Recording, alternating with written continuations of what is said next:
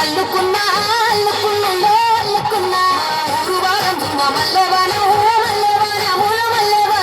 మల్లెలు గంటి బొల్లో నింపుకున్నా నింపుకున్నా నింపుకున్నా నేలకున్నావు